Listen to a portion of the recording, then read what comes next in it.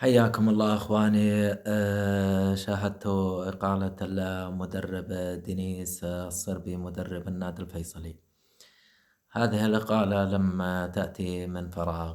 منذ أن استلم المدرب دينيس الصربي زمام الأمور في تدريب النادي الفيصلي لم أشاهد أي تغيير فني.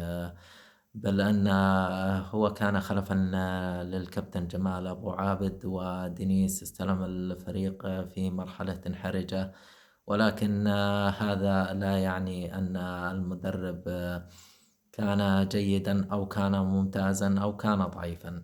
هذا يعني أن الفترة التي مر بها فريق الفيصلي بعد إقالة جمال أبو عابد إلى يومنا هذا لم نشاهد أي تطور فني في مستوى النادي الفيصلي.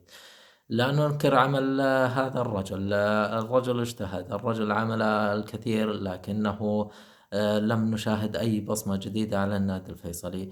بل أن ما كان هنالك من تطور الناحية الهجومية، وهذا لا يقيس مدى قدرة المدرب. بالعكس، أن الأسماء الموجودة كانت فترة جمال أبو عابد جيدة، لكنهم لم يكونوا موفقين في التسجيل.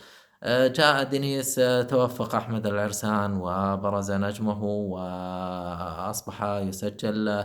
ولكن عطفا على ما رأيت، فإن الكابتن أحمد العرسان كان يجتهد باجتهاد شخصي، ولم تجد لمسة المدرب على الفريق. الفريق كان ضعيفا دفاعيا وبقي ضعيفا دفاعيا. ولم أشاهد أي رسم تكتيكي مع هذا المدرب، ولم أشاهد اللمحة الفنية التي أضافها هذا الرجل. بعض الأشخاص، شاهدت بعض المنشورات التي تتحدث أن الرجل حصل على بطولة الدرع. الرجل تعادل في 3 أو 4 مناسبات، لا لم أحصيها.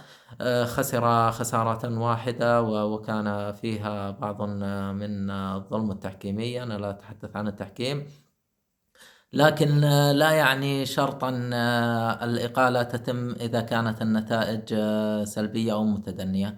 تتم الإقالة في حالة النتائج السلبية أو المتدنية، ولكن في حالة أن الفريق لم يكن يسير بشكل تصاعدي، فأيضا هنالك علامات استفهام على الجهاز الفني. الفريق لم يمضي قدما بشكل تصاعدي. الفريق نتائجه متذبذبة. الفريق يعاني من حالة توهان داخل الملعب، سوء تنظيم بالأمام، سوء تنظيم بالتغطية في الجوانب الدفاعية، توظيف سيء لبعض العناصر. أنا لا أذم ولا زي ما نقول بلغتنا العامية، إذا طاح الجمل تكتر سكاكينه. لا، بالعكس، الرجل اجتهد، لكني ما شاهدت اللمسة الفنية الواضحة لهذا الرجل. لم أكن على قناعة تامة بذلك المدرب. أفضل حالات الفيصلي كانت مع المدرب أحمد هايل، ومن قبله المدرب السوري رأفت محمد، الذي كان له لمسة وبصمة واضحة في الاتزان في الوسط، في خلق الحلول في حال غياب بعض اللاعبين.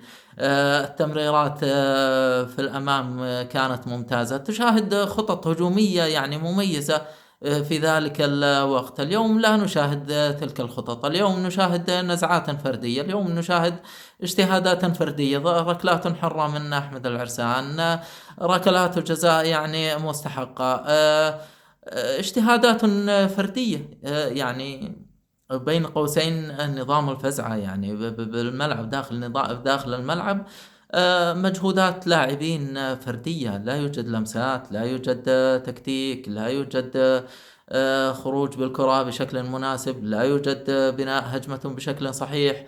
آه، كثير من المشاكل الفنية. أيضا الدفاع لم نشاهد عليه أي تغيير. الحالات الدفاعية كثيرة. سوء التغطية كما قلت لكم كان واضح. الدفاع مشتت وغير مركز. أيضا استغلال الكرات الثابتة، لم أجد أي استغلال للكرات الثابتة. هذا يعني أن المدرب عندما يدرب الفريق أو عندما يأتي بالتشكيل المناسب لم يكن يعرف واجبات اللاعبين بشكل جيد. وكما قلت لكم هذه الاستقالة أتت بوقت مناسب وبوقت إيجابي، ونحن كلنا ثقة بالكابتن عبد الله أبو زمع، ذلك الكابتن الخلوق المحترم الهادئ، والذي له بصمة واضحة خصوصا مع الشباب ومع العناصر الشابة. تجده يعمل على الجوانب النفسية، على الجوانب الذهنية، يحفز اللاعبين. لديه فكر كروي حديث، كما شاهدنا سابقا.